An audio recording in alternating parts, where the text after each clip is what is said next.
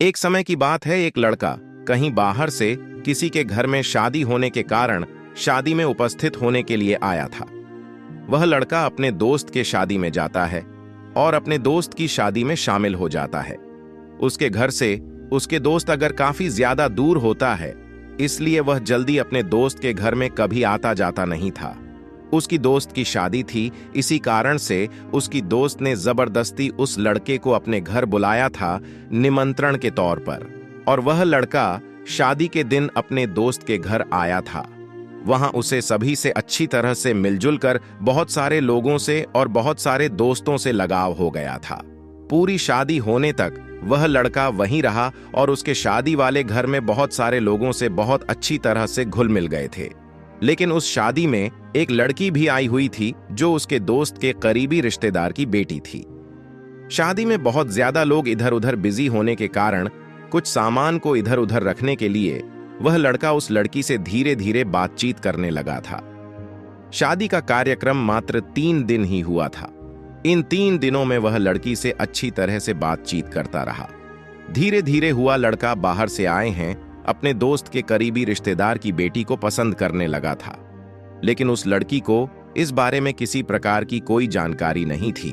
वह लड़का पसंद करते करते उस लड़के का नंबर मांग लिया था और शादी के बाद जब वह अपने घर गया तो घर से भी उस लड़की से हम दोस्त के तौर पर बात किया करता था।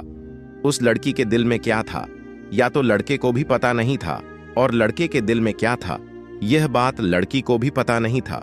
दोनों दोस्ती के तौर पर करीब 1 साल बात करने के बाद लड़की की शादी कहीं और होने वाली थी, क्योंकि जो दोस्त के तौर पर बात किया करता था वह लगाव इस लड़की से बहुत ज्यादा प्यार करता था। लेकिन इस बात की जानकारी कभी भी लड़के ने लड़की को नहीं बताई थी। हालांकि लड़की को भी थोड़ा बहुत उससे लगाव था, लेकिन वह बिल्कुल भी ऐसा नहीं सोच रही थी। जी घर की सोच रहे थे, हम दोनों दोस्त हैं, अगर हम लोग ऐसी बात करेंगे तो वह लड़का हमसे बातचीत नहीं करेगा।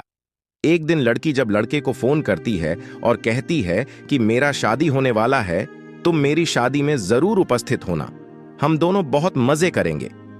वह अपने दोस्त के बारे में ऐसा है कि जैसे आपने अपने दोस्त के साथ ही में उपस्थित होकर सारा काम किया और सभी को खुश कर दिया था, उसी प्रकार से मेरी शादी में उपस्थित होकर मुझे खुश कर कर विदाई कर देना।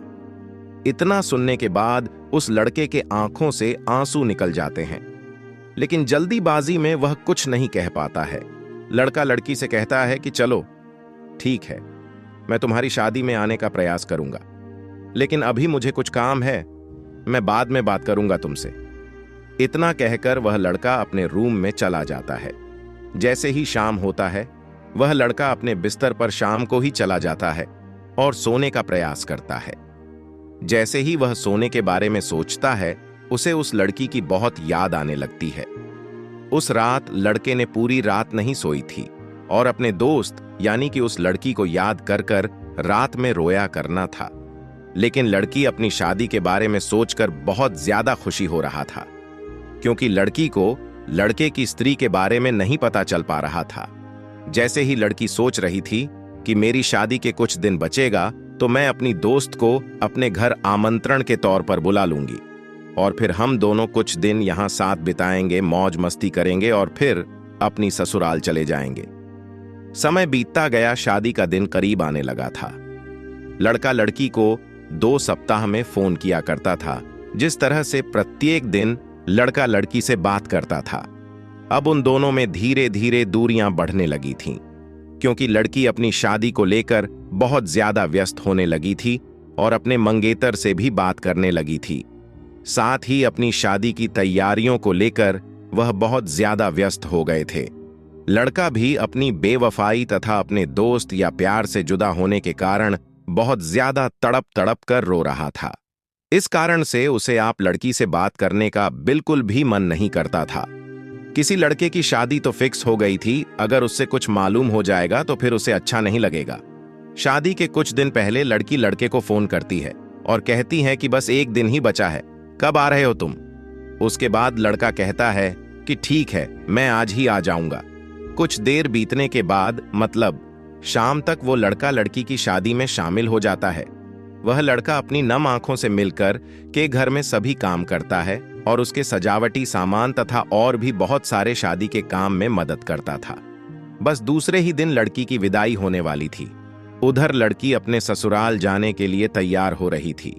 एक बार वह लड़का अपने प्यार से बिछड़ने के लिए रोने वाली फीलिंग हो रहे थे। अब समय लड़के की विदाई कहाँ गया था।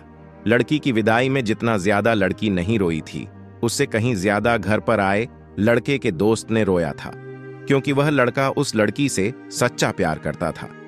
लेकिन वह कभी भी उस लड़की को अपने प्यार के बारे में बताने का प्रयास भी नहीं किया था, क्योंकि दोनों का सर बहुत ज्यादा दूर था।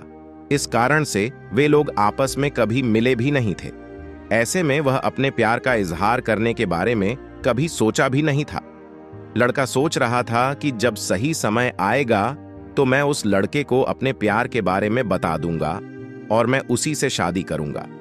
लेकिन उन्होंने अपने प्यार के इजहार करने में काफी वक्त लगा दिया था। इधर लड़की बड़ी हो गई थी, उधर उसके माता पिता उसके रिश्ते की खोज करने लगे थे, जिस कारण से लड़की लड़के एक नहीं हो पाए थे। इस कहानी में सभी प्रेमियों को यही शिक्षा मिलती है कि आप जिससे प्यार करते हैं, जिसके बिना आप नहीं रह सकते हैं, उसको बताने में ही भलाई है।